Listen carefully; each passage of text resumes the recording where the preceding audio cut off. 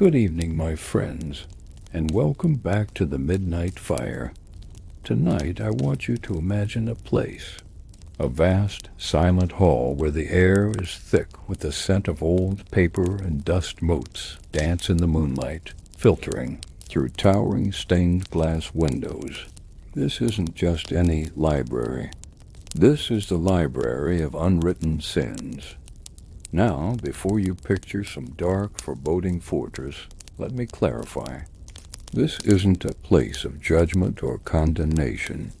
It's a repository, a sanctuary for the stories that never were. Each book on these endless shelves doesn't contain a sin that was committed, but a sin that was *avoided*, a moment of cruelty that was met with kindness, a lie that was choked back in favor of a difficult truth, a betrayal that was considered, weighed, and ultimately discarded. Think about it. We all have these moments. That sharp, cutting remark you almost made to a loved one during an argument, but managed to swallow. That little white lie you were about to tell to get out of an obligation, but decided against. That opportunity to take credit for someone else's work that you passed up. These aren't grand, heroic deeds. They're the small, silent victories we win against our lesser selves every single day. And in this library, each one of those victories earns a book. Let's pull one from the shelf, shall we? This one feels heavy, bound in simple, worn leather. The title, embossed in faded gold, reads The Unspoken Word. We open it and the pages are blank. Confused? Don't be.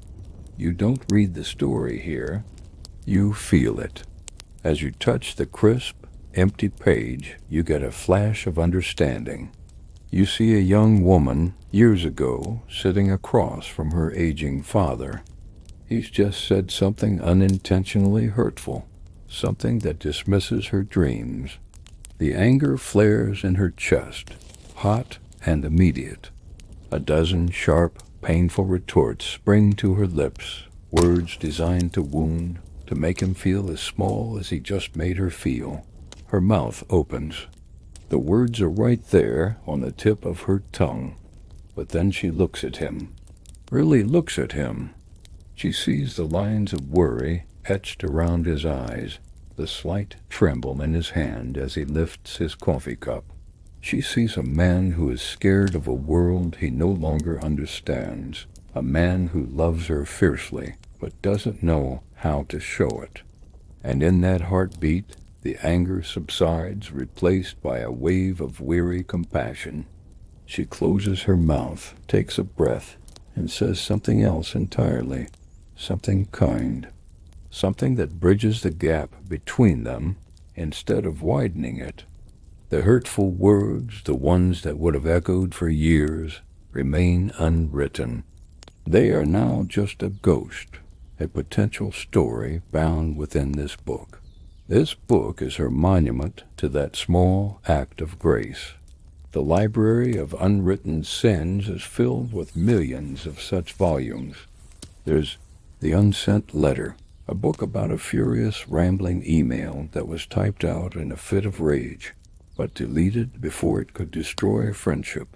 There's The Path Not Taken, a thin little volume about a driver who considered speeding through a yellow light, but chose to stop, unknowingly avoiding a terrible accident just around the corner.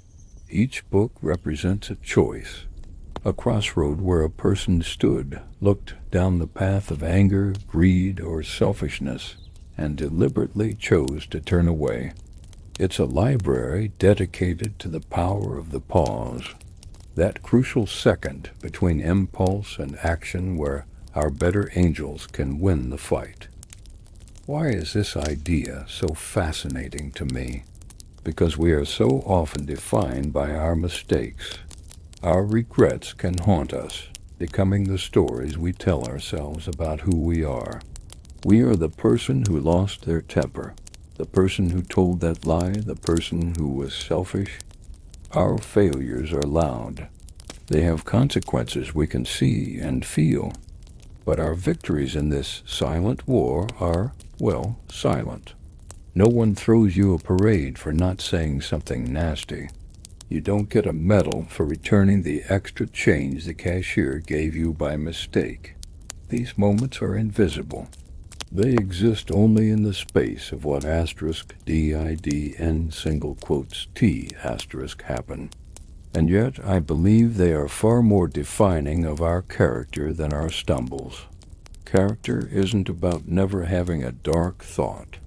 It's about having them, acknowledging them, and then choosing not to act on them. It's about the constant, quiet, and often exhausting work of being a decent human being. Let's wander into another wing of the library. This section is dedicated to the unclaimed grudges.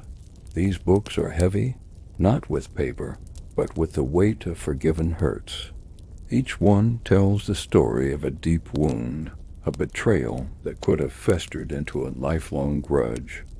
Think of a friendship shattered by a careless secret. The instinct is to hold on to that pain, to build a wall around your heart and nurse the anger. It feels justified, even righteous. But these books are for the people who chose a different path. After the tears, after the anger, they took a deep breath and chose to let it go. Not necessarily to forget and not even to reconcile, but to release the poison of resentment from their own soul. They chose to stop carrying the weight of someone else's mistake. That choice, that act of internal liberation, is what fills these pages. It's the story of peace chosen over the bitter satisfaction of being right. This library isn't a fantasy, not really. We are all its librarians and its authors. Every day we are presented with empty pages. We have the pen in our hand, and we get to decide what story gets written into the world, and what story gets quietly shelved in our own personal library of unwritten sins. What would the volumes in your personal library be called? Maybe you have the unshared rumor, a story of when you heard a juicy piece of gossip but chose to let it die with you instead of passing it on. Or perhaps the honest answer for the time you could have easily feigned sickness to get out of a commitment but chose to be upfront instead. These are the building blocks of integrity. They are the invisible threads that hold our relationships and our society together.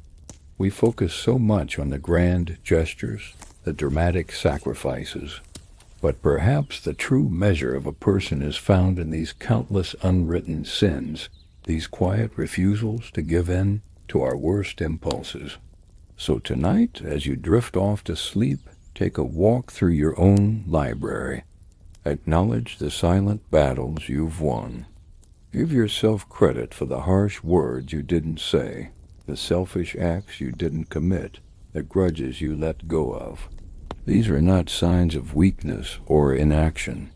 They are profound acts of strength. They are the stories of who you are when no one is watching. They are the quiet triumphs that shape a life of meaning and integrity. Each one is a testament to the good you choose to put into the world, simply by holding the bad at bay. You are the author of your life, but you are also the curator of all the lives you chose not to live, all the pain you chose not to cause. And that, my friends, is a collection worthy of the grandest library imaginable. Thank you for joining me here at the Midnight Fire. I hope this thought gives you a measure of peace and a bit of pride in the silent victories you've achieved. Until next time, be well and mind the stories you choose not to write. Good night.